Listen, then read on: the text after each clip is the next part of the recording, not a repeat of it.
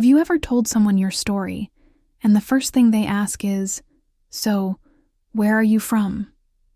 It's as if they want to measure your potential by the soil you grew up on, the family that raised you, or the resources you had. But I'm here to tell you that greatness is not determined by your background. It's determined by your response to destiny. If background was the final word, Gideon would have never risen from being the least in his family. Joseph would have been forgotten in a pit. Esther would have remained an unknown orphan. Even Jesus, born in a manger, would have been dismissed as just another ordinary man. There's a lie that holds millions of people hostage. Because I was born poor, I must stay poor. This myth has crippled dreams and silenced innovators. But listen closely. Your background is geography, not prophecy. When they asked if anything good could come out of Nazareth, Philip said, "Come and see." Nazareth, a town people looked down on, produced the savior of the world.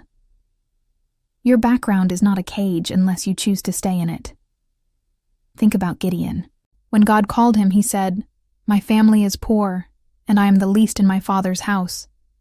That's how he saw himself. But God saw him differently, calling him a mighty man of valor.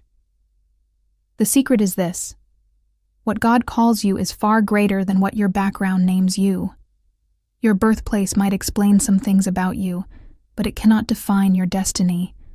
You are like a seed.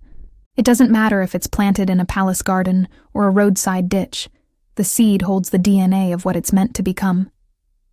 Your greatness is encoded within your spirit. Your background may limit your resources, but it cannot limit your dreams. Dreams cost nothing. Joseph dreamt of ruling while he was at his lowest point. Nelson Mandela dreamt of freedom while he was in a prison cell. You might lack resources right now, but never ever surrender your dreams. So, how do you break free? First, rewrite your story.